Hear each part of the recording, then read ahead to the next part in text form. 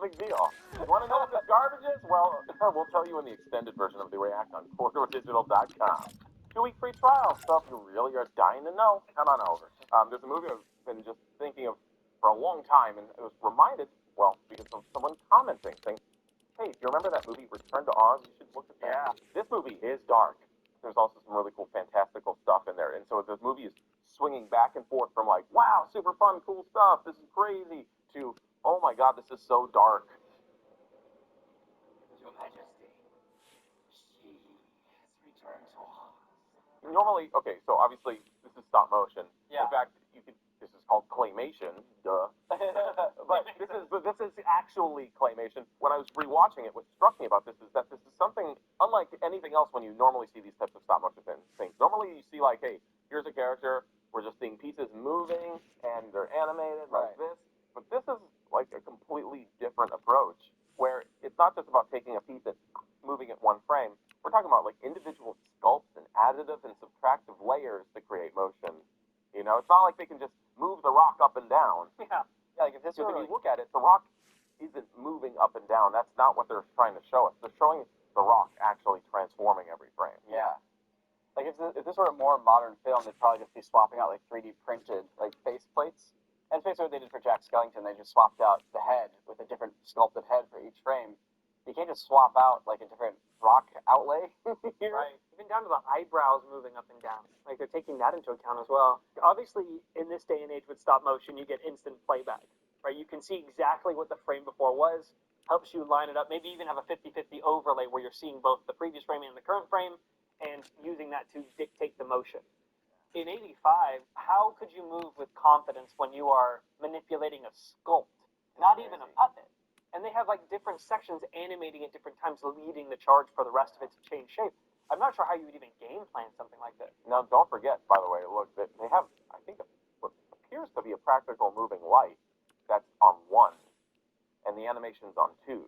Right. If you look at like the shadows of the rock here, that like splash of light that we're seeing, that red light, that's animated at 24 FPS, it looks like, because you can see it actually filling in the shadows. So that animated firelight, they have it like basically...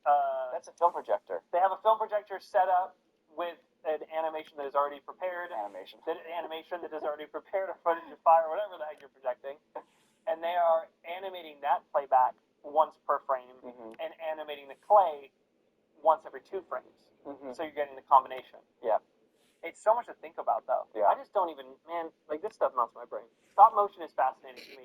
If you've had a terrible experience on the stop motion set where things went horribly wrong, leave a comment down below. Yeah, I'd love tell to us a take story, please. Oh, hey guys, Deadpool here. Well, you can call me Jordan. You wanna know what's better than saving the universe with your best buds? Wait. Well, I'm not gonna rhyme all the time. Oh, get that one. See, but it's not just about the... Pi isn't just an ad blocker, it gets you paid. Oh, really? With Pi, you can see the ads vanish in real time. You can just block them all, or if you...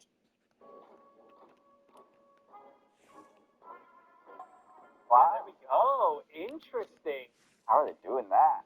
To the rhythm of the freaking... The era when you couldn't do paintouts was such a more interesting era for, like, VFX magic tricks. It can't be a person. Those legs are too wide set. Yeah, because that saddle stance, I don't think anyone's rocking with that kind of thigh gap. Wow. Puppeted, I would think. What year did this movie come out? 85? 85, okay. I'm not doing digital paintouts. You're getting the dust speaking up, too. I think it's probably a person inside. Oh, sitting in a curled bowl position. Yeah. And just freaking roll. Yeah, the thing's on springs, you know? It is on springs. That is funny. That would be amazing, but there's no way, because it's really getting forward momentum. It's like... I am loving this. Okay, so, Nico, you're 100% right. What? There's a dude, he's in there like this. Oh, really? And he's got 2 levers like this, and he's got this. And he's like this. No, he's like this in a ball my God. with 2 levers. And he walks around like this, and he squeezes the levers to move the arms. No, his head's down. Dude, Yeah, so that's a torture device. Yeah, so he has to basically do this the whole time with his head curled down in that position. And you can see the little see those silver levers there. Nose articulate the arms. And then for the head, it's radio controlled. What a nightmare. You look how tall that is. very much in the era where a robot needs to have a person inside of it still. Like R2D2, for instance, C3PO, you can't get away with a robot without a person inside of it still. What's interesting is there seems to be quite a bit of articulation on the arms, so it can move forward and back as well as up. So he must have to also twist those. Yeah, I don't know if it's this or like the crisscross applesauce. It's so fun watching these things where it's like something that is so simply executed, but then we're so, in the mix with the VFX. We're like, how did they do it? It's like, bro, it's the guy. It's just a dude. I would. Like, it's so simple sometimes. If there's just one scene from this film that is so chilling and iconic.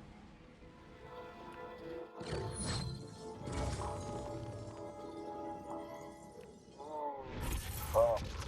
You can put on a different head? Oh. Oh, whoa. Pretty cool he's picking your head up, though. Whoa. Oh, that's fun. It's really creepy. That's Yeah. a good one. That is a good one. I really like that close-up shot Yeah. of when she's talking and lifting her head back onto her body. Well, it's interesting things too. Like, there's a pick up and a set down of a real person's head. That is a really good trick. Like, Yeah.